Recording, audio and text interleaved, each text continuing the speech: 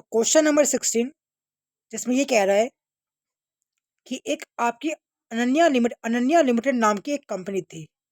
Purchase a establish business for ₹2 lakh payable as ₹65,000 by cheque and the balance by issuing 9% debenture of सो each at discount of 10%।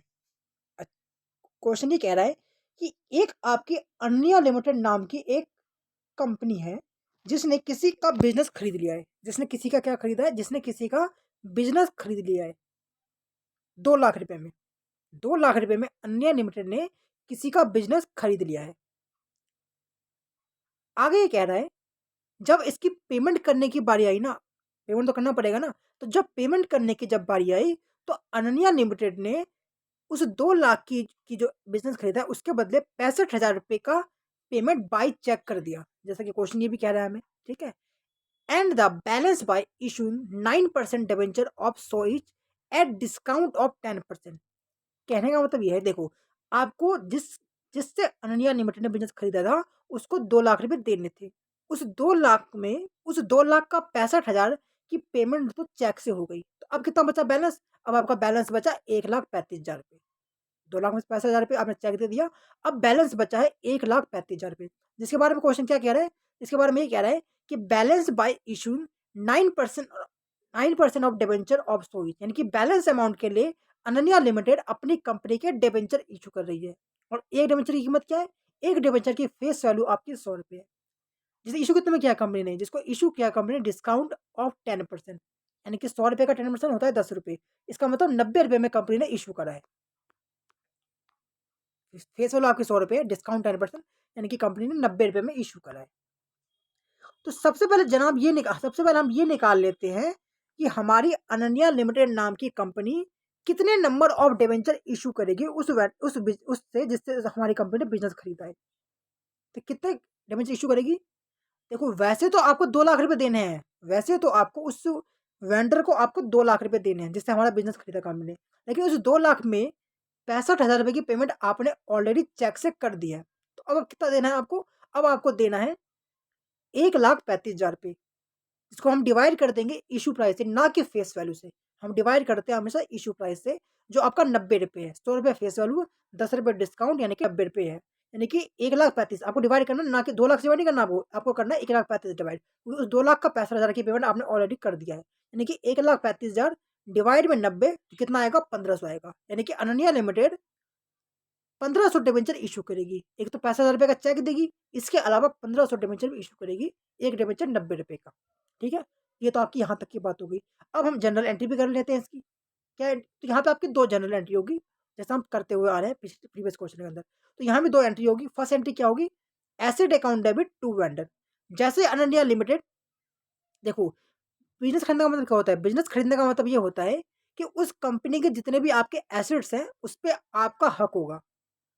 यानी कि आज से Ananya limited का उस बिजनेस पे जितने भी एसेट होगी, अब से अनन्या लिमिटेड का उस पे हक होगा। यानी अनन्या लिमिटेड के पास एसेट आएगा तो आप क्या कर दोगे? एसेट अकाउंट को आप डेबिट कर दोगे टू वेंडर। जैसे ही एसेट आएगा तो अनन्या लिमिटेड के जिससे बिजनेस खरीदा है ना, उसके प्रति एक लायबिलिटी क्रिएट हो जाएगी। और आपको पता है कि जब भी लायबिलिटी क्रिएट होता है तो हम उसे करते हैं क्रेडिट। यानी एंट्री क्या होगी? First asset account debit to vendor, क्योंकि आपकी एक लायबिलिटी क्रिएट हो गई कि आपको उस बंदे को पेमेंट करना है, क्योंकि आपने उसका बिजनेस खरीदा है। क्या हो गई entry? Asset account debit to vendor. ये आपकी फर्स्ट एंट्री होगी। जब आपने उसका बिजनेस खरीदा था तो आपके पास एसेट आई थी, तो इसकी आपने फर्स्ट एंट्री कर ली और आपकी एक लायबिलिटी क्रिएट हो गई। ठीक है, अब आइए आप एंट्री नंबर 2 में। एंट्री नंबर 2 में क्या होगा? एंट्री नंबर 2 में ये होगा कि आप उस वेंडर को पेमेंट कर दोगे। यानी जिससे अन्य लिमिटेड ने बिजनेस खरीदा था 2 लाख रुपए का, उसकी पेमेंट कर देगी। एंट्री नंबर 2 में क्या एंट्री होगी? Vendor account debit. देखो जैसा कि एंट्री नंबर 1 में क्या हुआ था, आपकी एक वेंडर नाम की लायबिलिटी क्रिएट हो गई थी क्योंकि आपने उसका बिजनेस खरीदा था। तो आज क्या हो रहा है? यानी एंट्री नंबर 2 में क्या हो रहा है? एंट्री नंबर 2 में आप उस वेंडर को पेमेंट कर रहे हो। तो जैसे ही आप उस वेंडर को पेमेंट कर दोगे तो आपकी वेंडर के प्रति जो लायबिलिटी थी ना, वो आपकी खत्म हो जाएगी। यानी आप 2 लाख रुपए से उस वेंडर की लायबिलिटी को खत्म कर दोगे। और आपको पता है कि जब भी लायबिलिटी कम होती है तो डेबिट करते हैं, जब एसेट कम होता है तो हम क्रेडिट करते हैं, और जब लायबिलिटी कम होता है तो हम डेबिट करते हैं। ये रूल है आपका, golden rule of accounting.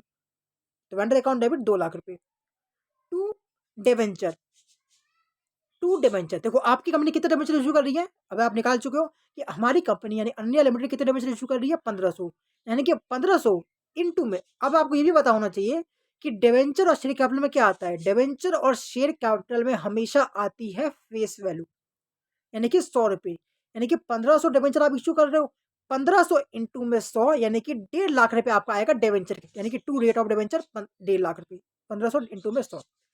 To bank, जो आप 65,000 रुपए की जो पेमेंट जो आप चेक से कर रहे थे ना, तो आप 65,000 रुपए से क्या करोगे, अपना बैंक का बैलेंस कम कर दोगे। यानी कि बैंक क्या एक एसिड है, तो आप जब भी एसिड कम होता है क्या होता है, जब भी एसिड कम होता है तो क्रेडिट करते हैं, यानी कि जो आप पेमेंट कर रहे हो चेक से उसके लिए आप कर दोगे टू बैंक 65,000 रुपये। अगर आप कैश पे करते तो यहाँ पे कैश आ जाता टू कैश, लेकिन चूंकि आप चेक पे कर रहे हो तो यहाँ पे आपका आएगा टू बैंक 65,000 रुपये। और इस क्वेश्चन के अंदर क्या हो रहा था ना कि आपकी फेस वैल्यू 100 रुपये थी, लेकिन आपने इशू करा था 90 रुपये में, यानी एक डिबेंचर के ऊपर इशू करते टाइम आपको 10 रुपये का लॉस हो रहा था। एक डिबेंचर के ऊपर जब आप इशू कर रहे थे 100 रुपये का था, इशू कर रहे हो आप 90 रुपये में, यानी एक डिबेंचर के ऊपर आपको 10 रुपये का लॉस हो रहा है। और ऐसे आपने एक नहीं, ऐसे आपने 1500 डिबेंचर इशू करे हैं, यानी कि 1500 इंटू में 10, यानी कि 15,000 रुपये का आपको लॉस हो गया, जैसे हम कहते हैं डिस्काउंट ऑन इशू। और आपको पता है कि जब भी लॉस और एक्सपेंस होता है तो उसे हम डेबिट करते हैं, यानी कि discount on issue account debit 15,000 रुपये। तो ये आपकी एंट्री नंबर 2 हो गई।